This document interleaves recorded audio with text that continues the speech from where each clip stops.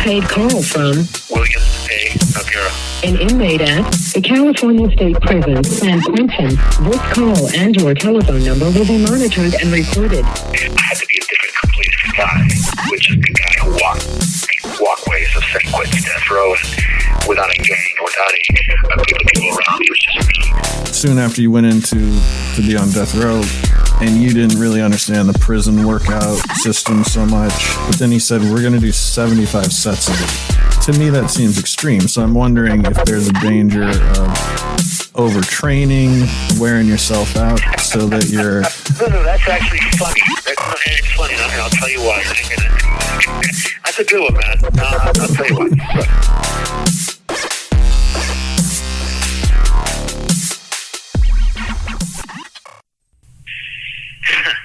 You want to do it again? Sure. All right. 1, 2, 3. Welcome to Death Row Diaries. I'm Matt Ralston. And I'm William.noguera.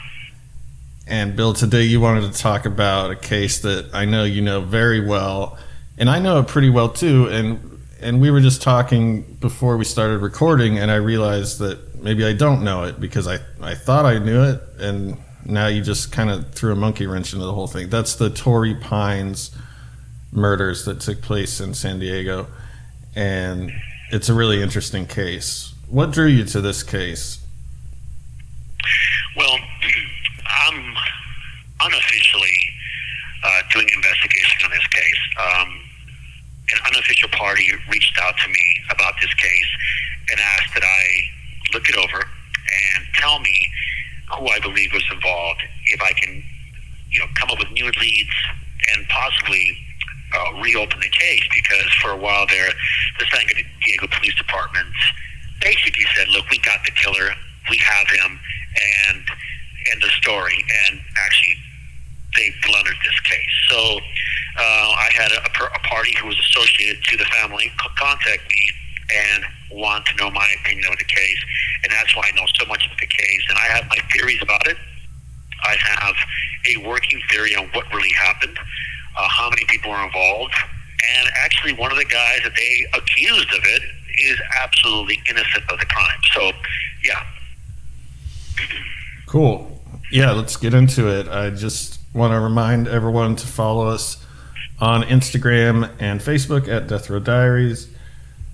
I don't know who uses Facebook anymore, but feel free to do that. And check us out on Patreon. That's patreon.com/deathrowdiaries, where you will get exclusive content that you can't get anywhere else, which I guess is the whole definition of exclusive. So, Bill,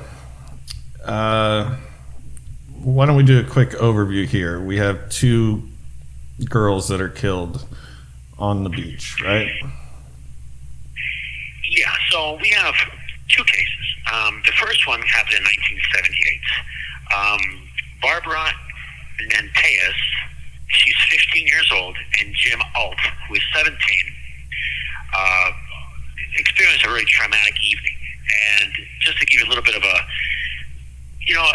bird's eye view of what they look like, what kind of kids they are, they're both, they're a couple, they're 10, they're happy, they're carefree. She's a cheerleader, and he's the big-time surfer. They're the perfect SoCal, California couple. He even appeared in Surfer Magazine as a wetsuit advertised. He was one of the models for a wetsuit advertisement. So, you're talking about blonde hair, blue-eyed kids. Just at least he was, I think, and she had brown eyes. But these are just the perfect couple. And she, on the weekend of August 12th, 1970, her parents decide to go away for the weekend. And they put a family friend to look after Barbara and her siblings, who are younger than she is. But as soon as her parents left, Barbara and Jim snuck off to the beach with a pair of their friends, a guy by the name of Rick Salga and his girlfriend. So, you can imagine, Matt, they get to the beach, there's a parking lot, there's a party going on, there's a lot of kids there. This is the late 70s, long hair. It's just a great time to be around. I remember this case when it happened. There was a lot of rumors going around the beach. As you know, I was a surfer as well from Huntington Beach. the entire California coast. And I remember this case. I remember the rumors that these kids were killed on the beach, and it was a big thing. So, anyways, after the party's kind of over, the two couples decide to separate for privacy. And Rick and his girlfriend, they take the station wagon that they're in, and Barbara and Jim go down to the beach, and they put these two sleep bags together, and they kind of hug and kiss, and just for privacy, looking at the stars or listening to music. It's the perfect evening. It's August, so it's beautiful in San Diego. So the next thing that happens is that Jim, her boyfriend, 17-year-old, surfer guy, strong kid, okay, strong, athletic, he wakes up and he feels like he's freezing. He can't see, and he's completely wet. He also feels for Barbara, and he can't find her. So he's blinded and disoriented, and he feels his way up the beach to a fence line and begins to go up the sandy hill to where his friend Rick and his girlfriend are in a station wagon. When he gets there, he knocks on the window, and his friends wake, and they are terrified for what they see. There's their best friend Jim, and he's covered in blood. His hair is matted. He's bruised. His face is swollen. He looks like he's been beaten from an inch of his life. This kid, with all things against him, climbed up. He was blind, by the way. He couldn't see. He's beaten with a log and with a rock. Basically, left him for dead. And when Rick sees him, the first thing this guy says is, "Find Barb," and then he falls out. So his friend Rick runs down to the beach to look for Barbara, and unfortunately, he finds her. She's dead. Her sand has been packed into her mouth. She's been raped, sodomized. Her breasts have been mutilated with a sharp instrument, and she's basically strangled and beaten to death. Later, it's determined that she was in fact beaten with an object about the head, probably a rock or a log that was found there. Her wounds were so severe that she was almost unrecognizable. Sand was, I said, packed into her mouth, and they found that her breasts were mutilated. And you and I have discussed about how sometimes killers do this. They mutilate the breast, and there's different reasons why they do it. She was raped and sodomized, and Jim, her boyfriend, survived, but he had traumatic brain injuries. He went into a coma for several days after this, and he's had steel plates placed into his head. He has no memory of what happened, but from what we can see, you can paint a pretty good picture, an idea of what happened that night. Right, Matt? Yeah, and someone came up on him unsuspecting. This is, especially back then, I imagine it was just not a dangerous place. It still isn't. But, someone just ambushed him, basically, right? Yeah, taking consideration that this is a public beach. There's been a party. There's people. I hung around the beach, so that there's always people walking up and down. This killer or killers had to be extremely brash. They had a set of balls on them to pull this off right in this situation. And I do mention possible pair. Why do I say that? Well, let's look at the situation. You have a 17-year-old boy, athletic, big, strong, is not a pushover. So usually when you jump on someone, beat on someone, they don't just stand there. Yes, if you catch them on guard, you couldn't riddle them unconscious. But the young lady next to him is not just going to sit there and wait her turn. She would take off and run, scream, something. Nothing was heard.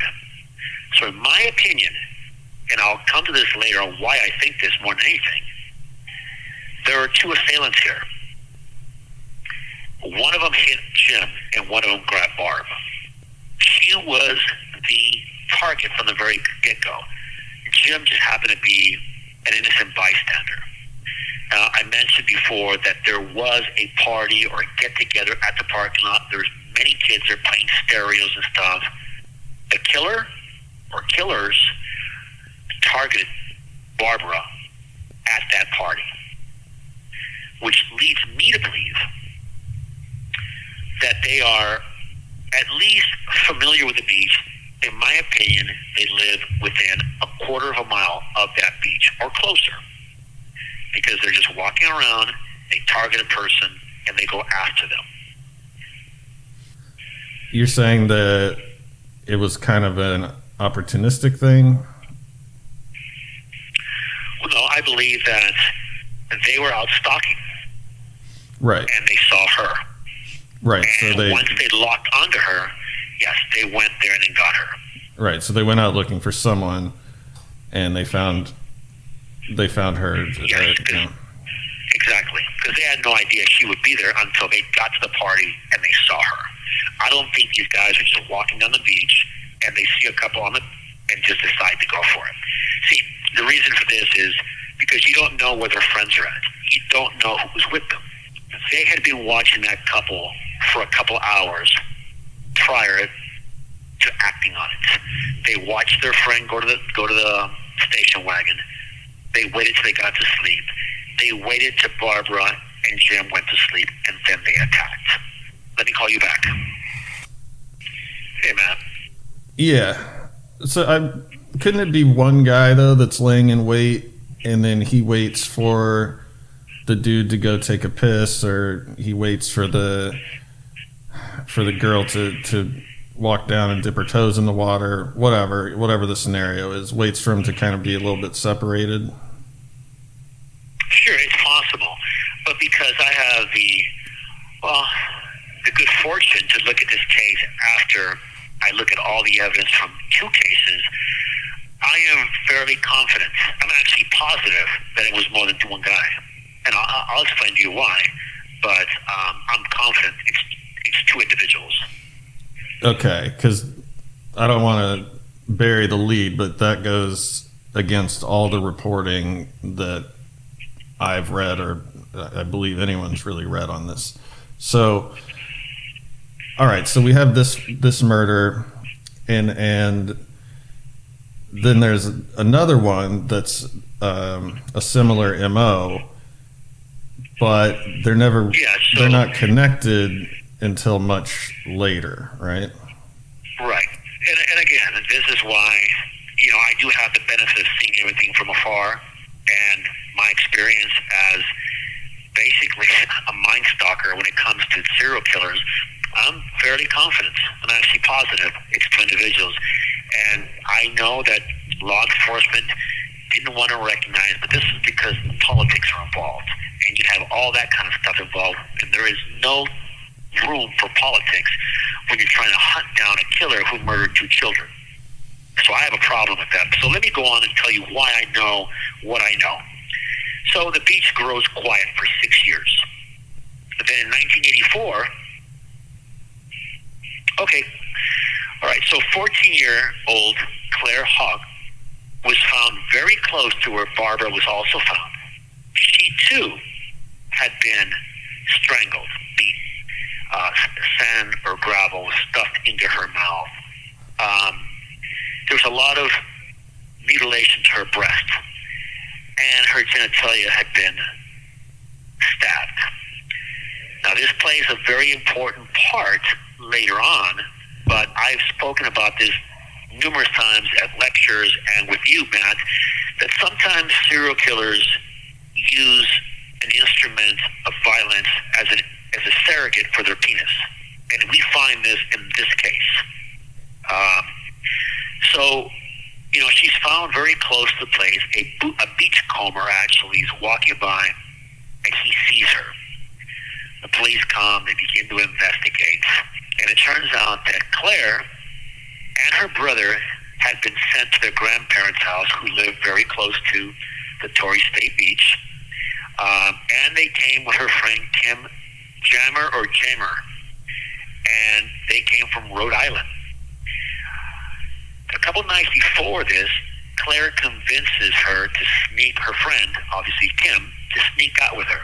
And they go to this bridge after dark to smoke a cigarette or something like that, which kids do. And when they get there, Tim has a panic attack. She feels someone's lurking around, someone's close to her, she feels like she's in danger, and she wants to go back. Of course, Claire agrees, they go back, but Tim makes her promise she'll never sneak off again. Now I'm going to stop right there and just give you guys a bit of little insight here. I've spoken at length about instincts and being aware of your surroundings. I end every episode with, be safe, be aware of your surroundings, your life could depend on it. This is a perfect example where be aware of your surroundings. Her friend Kim allowed her instincts to take over. That killer saw them a couple nights before that. That's what was going on there. She was picking up that someone was close to them that meant them harm. It's a primal instinct that humans have. Animals have it. We kind of ignore it, or we play it off like, oh, I'm big, I'm bad. I don't need to pay attention to this. She allowed it to, and it saved her life. She left. Claire left, but unfortunately, Tim went back to Rhode Island, and Claire, the night after, sneaks off. She goes to that bridge again, and unfortunately for her, and the guy didn't sneak up on her. I think the guy just walked up and talked to her, and was able to get her in a position where she was out of sight of people, because obviously she was not asleep. He probably told her, hey, let's smoke a cigarette. He probably had some music, he had a little radio or something, led her away, and then attacked her. So, as I said, the body was posed. Sand was packed in her mouth or gravel, whichever one. She was beaten. Her breasts were mutilated. There is not a definite answer on whether she was raped or not, but her genitalia was mutilated with a sharp object, which I believe was a knife. And really, the case goes cold aside from the guy who found her, a guy by the name of Wallace Wheeler. And this guy's a real quack. You know, he meets the parents. The parents are out there when they find other daughters, that they fly out. And they meet this guy on the beach. He's walking around and stuff. And for a while, he becomes a suspect. He tells the parents that he was a psychic, a fighter pilot that he could see at night. That's how he found the body. And that at night he has visions of Claire coming back to her, and that her eyes are radiant, and that, you know, she was beautiful, and just all this crazy stuff. So of course the cops immediately lock on this guy, and they believe that this guy may be a subject, but turns out he's just a quack. Okay, he ran across the body, and that's basically all that happened. There was a death of Adam Ashley, a 14-year-old boy in 1979 on May 17th. He was beaten to death on that beach. That case has nothing to do with this case.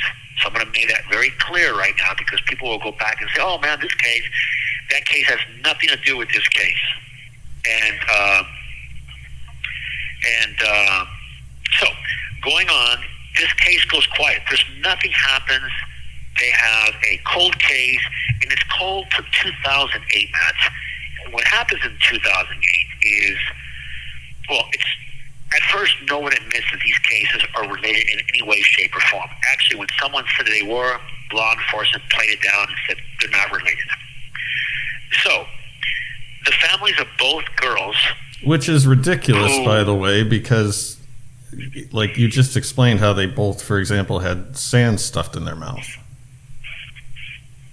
Right. The signature in this case, the MO in this case, is so familiar, you would have to be retarded or hiding something to not see the similarity. And let me just say this. The signature of this killers slash, is so advanced and so specific that you would really have to be blind not to see. The posing of the body, the mutilation of the breast, the strangulation, but also the beating, and then the packing of the mouth with sand, can have a lot of definitions, but it's very specific to this killer. You have two girls, preteen or teen, 14, 15. They're adolescents. They're children. If this guy is a pedophile, that they did not recognize what was going on is ridiculous. And, I mean, this is a big blunder by the San Diego Police Department. Yeah. So even the families of the two victims, for whatever reason, you know, they weren't really aware of the other case, or certainly, you know, that the MO was the same and everything. So I'm sure that they would have wanted that information out there, right? Absolutely. It would have maybe brought some attention to this case. It maybe would have solved it. I don't know for sure. But it's almost a quarter of a century, 2008, when both cases are united. The families are told that they believe that they have a culprit who committed both crimes. The parents are very upset about this. But, again, the case goes cold for 4 more years. Then in 2012, because of advanced DNA technology, there's a break in the case. There is DNA linked to the murder of Claire, and so happens that 3 blood types or 3 DNA hits come up. So one of them is of a convicted rapist, and his name is Ronald Tatchell. He is a rapist. He is suspected of killing a prostitute as well as luring a child, a 15-year-old girl, trying to lure her to rape and kill her. And another gentleman by the name of Kevin Brown, who has no record, but he's very familiar to the San Diego Police Department. And that's because Kevin Brown is a criminalist that works in the laboratory for the San Diego Police Department. The third DNA found is of Claire's teenage boyfriend. So he's excluded because he lives in Rhode Island. Okay, so this is, really interesting because in 2012, DNA is pretty specific. But in 1984, when this case happened, it's not so specific. People are making problems. And so let me just say that Kevin Brown is a victim of this crime and is a victim just like the 2 young ladies were. That's the guy that. Because he was a criminal. That's the guy. Yeah, sorry, I cut you off, but that's the guy that worked in the crime lab, Kevin Brown. He was, and in those days, criminalists would bring their own semen to test the liquids that they were using to detect semen. That semen was put in the same refrigerator with evidence, and the guy actually working on Claire's case, the 1984 case, was working right next to Kevin. So when the police asked him, asked the criminalist, other criminalist, could this be a case of contamination? Cross-contamination, because guys didn't change gloves back then. They handled the evidence. It was just a soup of blunders in this laboratory because guys didn't know how advanced DNA technology or touch technology, how advanced it would be like it is today. And I'm sure in 20 years it'll be even more advanced. So the technician that was ahead of tech told the cop, flat out, a guy by the name of Mike Lambert, look, there is a high probability that this case is a false positive because Kevin worked in his office and they were always changing gloves. They left things hanging. They put their own semen in the same refrigerator with evidence. This case is highly probable. However, Mike Brown tells a judge, they're telling us that it's impossible for there to be contamination. So the judge signs a search warrant. Of course, they go to Kevin Brown's house. He's retired now. He's a good man. But because when he was in his 20s, he went to a couple strip bars, and because they used to call him kinky, the cops thought, we got the guy. He also took photographs of models. He was part of a society of guys that took photographs of models. Women were also taking photographs. So they basically persecuted this guy. They chased him around. They went to his house. They tore apart his house. He became so depressed that at some point he committed suicide because this cop cheated. How do I know he cheated? Because later on, of course, his wife sued, and she won a $6 million settlement because the police basically said, we caught the guy who killed her. And they made him to be a pedophile and a rapist and basically a murderer. And he was not. No.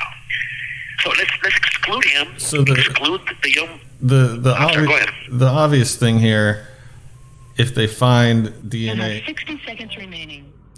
If they find DNA from this rapist, underbelly creep guy and this, respectable crime lab guy, you got to establish that those two guys met up with each other, went to rape and kill a girl, and there's just I don't think anyone really thinks that happened, right? Well, exactly. And then when I come back, I'm going to lay the whole case in why I understand and why I see things the way I do. I'll be right back. Hey. Yeah. So, there's no link between the crime lab guy and the rapist guy. They didn't hang out. They didn't know each other, right? They didn't know each other. And the police went after Kevin because by this time, rapist Ronald Tatro committed suicide in 2011. So they really couldn't blame anybody else. He drowned himself in Tennessee. And I'll return to Tatro for a minute. So we find his blood all over her shorts. That cannot be explained. We can explain why Kevin Brown, the criminalist, is found on vaginal swabs from Claire. It is simple. He worked the laboratory, he put his semen inside the refrigerator, and there was cross-contamination. It's simple. But the important part that we should take in consideration here is that we have a repeat offender. Okay? Tatro was imprisoned in 1978 when the first murder took place. Kevin Brown was at the university in Sacramento, California, 500 miles away. He was not there. So what? Well, of course, you say, well, okay, Bill, so, okay, smarty pants, how are you going to deduct this? Okay, real simple. Tatro was the second stooge that the dominant serial killer used. So how do I know this? In the second murder, which involved Claire. What do you mean by stooge? I don't understand. Okay, so we've reviewed cases where serial killers like Bittaker has a second guy involved in it, like his name is Norris. I see. You have William Bonning, who used a bunch of kids, 17, 18-year-old kids, to be his accomplices. He used 3 different ones. We have the Candyman, who uses 2 different teenagers to lure people and kill people.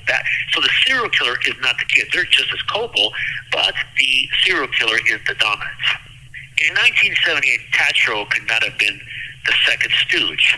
He became his accomplice later on.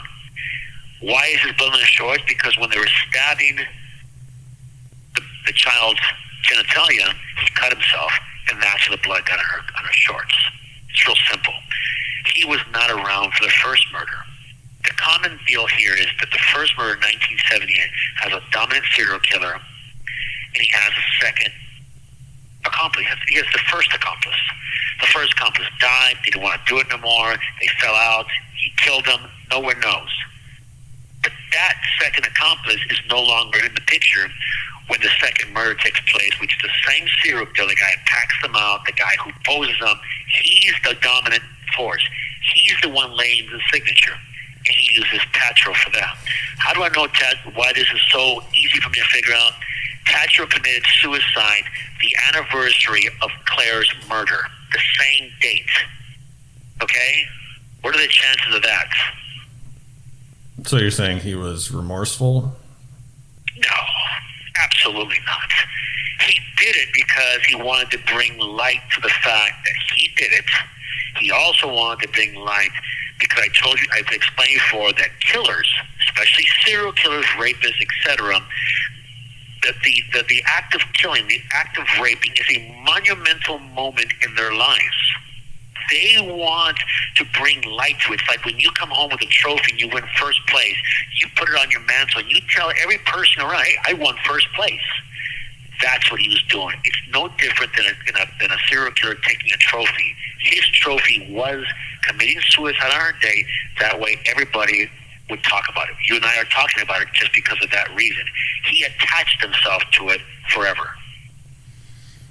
Right. So he's out, and I don't know if you want to pivot to Kevin Brown being investigated.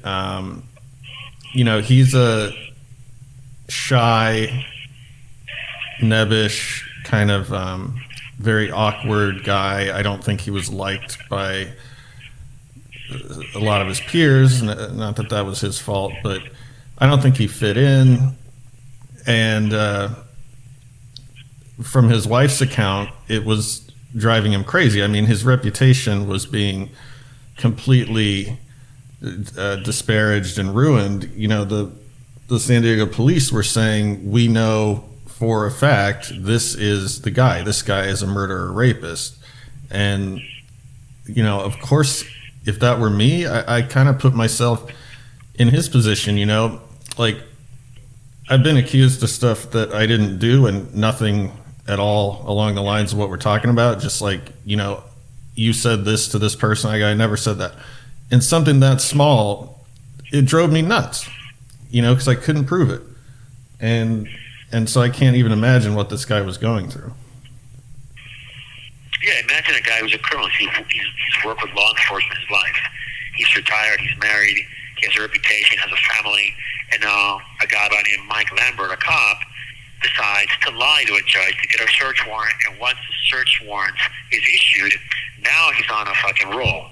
He's targeting this guy, he's talking to his friends, he's talking to the public, he's telling them, and there is several newspaper articles written to say San Diego Police Department found the killer of Claire. They basically accused him, tried and convicted him in the media. The guy was driven to commit suicide, and of course, a court agreed with it. They gave his wife $6 million, which doesn't pay back for the love of her husband and this guy's reputation.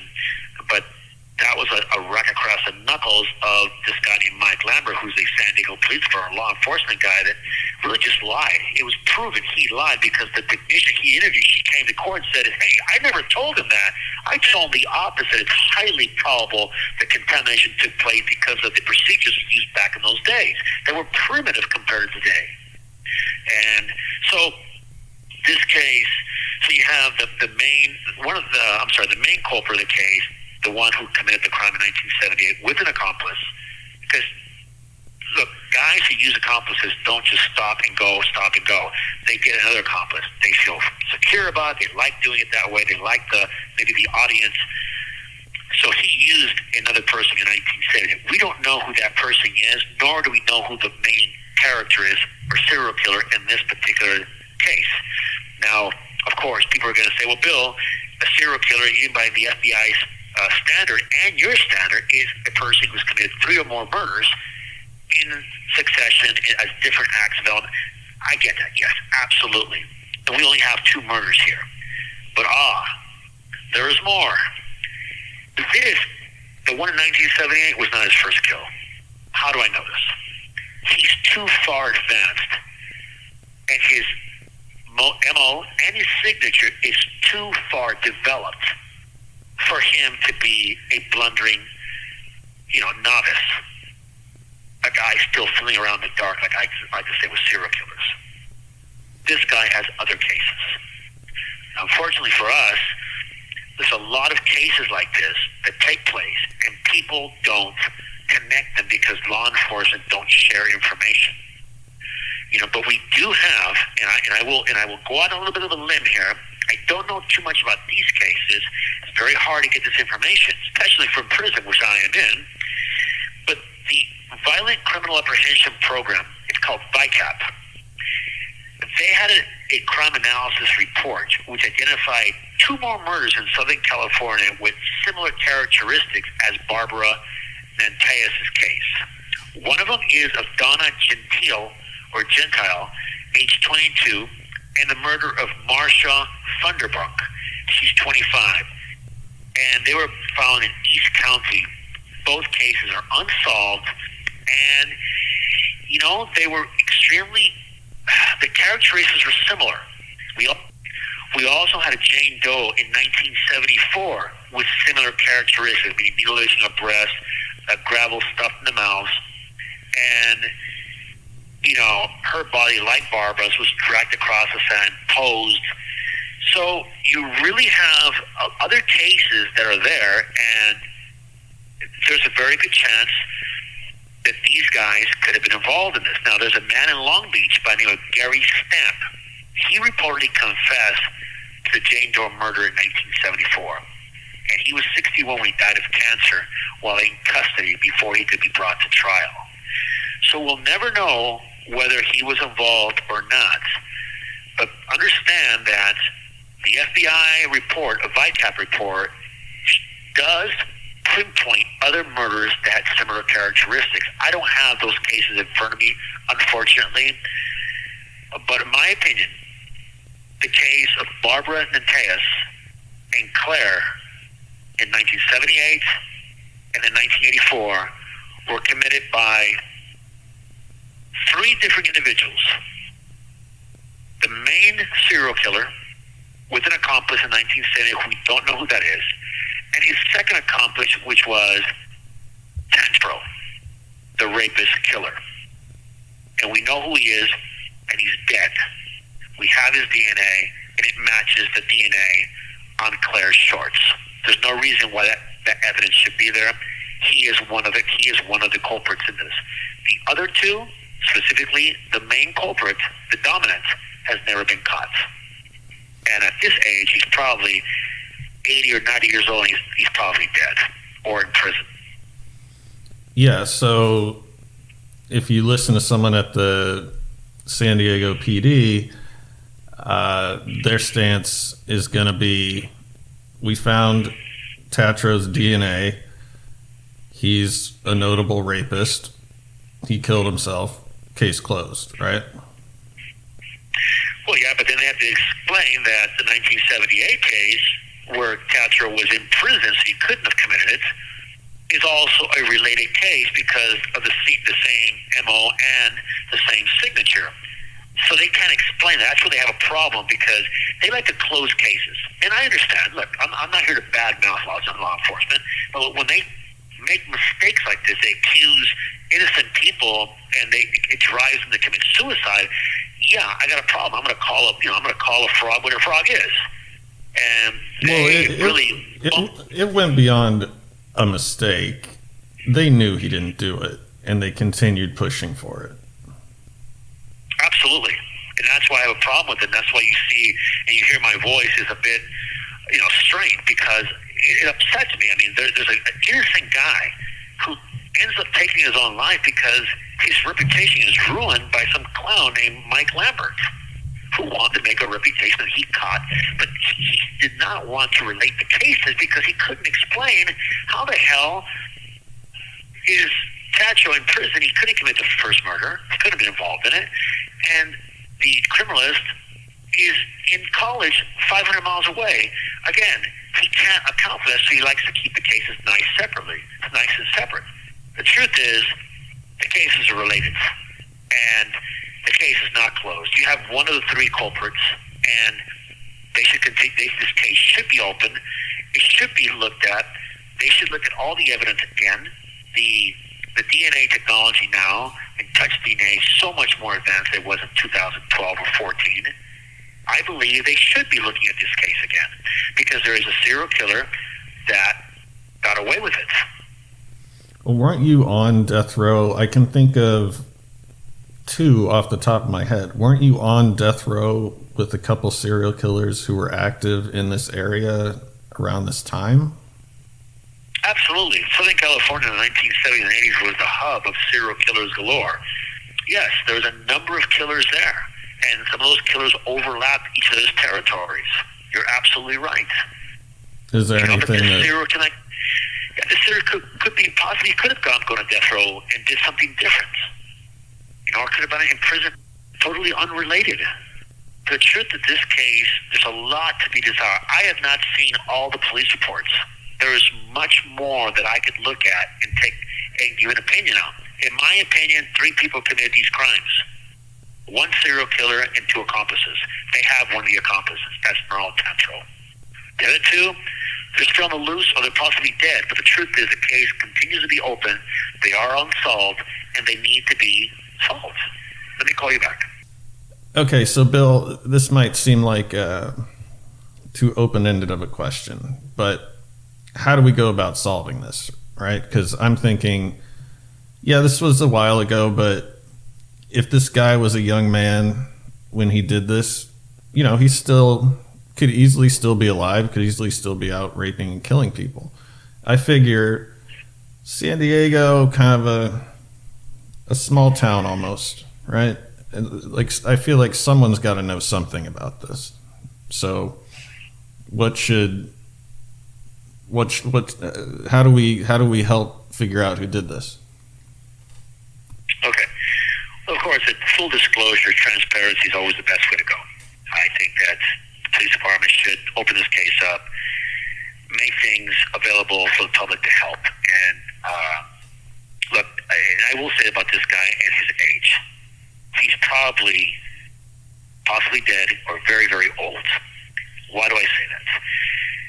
Because my position is that he's a very developed serial killer. And to be developed at this stage, or to that stage where you're packing miles, you have a very well-developed signature, and you did it in 1978, 1984, and I know that a number of other cases he did as well.